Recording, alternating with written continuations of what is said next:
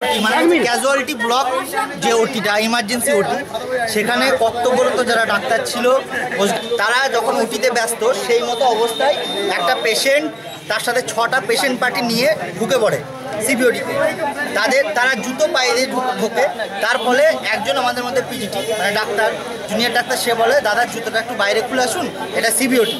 তখন সে patient party তখন বলে যে আপনিও তো জুতো পরে আছেন, মানে তার আইডিয়া। তখন তাকে বলা হলো দাদা এটা ওটির জুতো। সে কোনো রকম কিছু না শুনে, ঠিক আছে, অলরেডি সে ড্রাঙ্ক, তো সে ড্রাঙ্ক থাকার কারণে সে কোনো কিছু না জিজ্ঞেস করে হঠাৎ করে ডাক্তারের কলার ধরতে শুরু করে এবং তাকে মানে একদম অকথ্য ভাষায় গালিগালাজ করতে শুরু করে।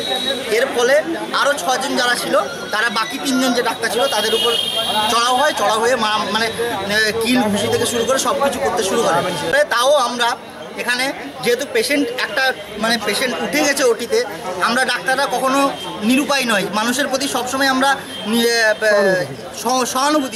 সহানুভূতি দেখানোর জন্য আমরা যে পেশেন্টগুলো ওটিতে ছিল তাদেরকে ওটি করেছি।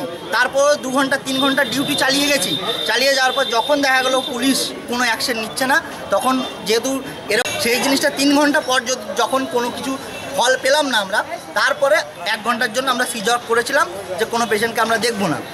তা সত্ত্বেও ইমার্জেন্সি যিনি হিউম্যান স্যার ছিলেন উনি দেখেছেন, ঠিক আছে, পেশেন্ট কোনো রকমভাবে হ্যাম্পার্ড হয়নি। কালকে বলছি ওই সময় 2জন পেশেন্ট মারা গেছে ওই সময়টা। হ্যাঁ, এবং অভিযোগ করছে যে না দেখার জন্যই নাকি মারা গেছে। না দেখার জন্য নয়, পেশেন্ট মারা যায়নি, পেশেন্ট সিরিয়াস ছিল সেই জন্য মারা গেছে। না দেখার জন্য এটা ভুল বলেছে সে, যেহেতু এই ফ্লোটা চলছিল তো সেই জন্য একটা জায়গাটা ডাক্তারদের নামে, ডাক্তাররা সবসময় ভুক্তভোগী।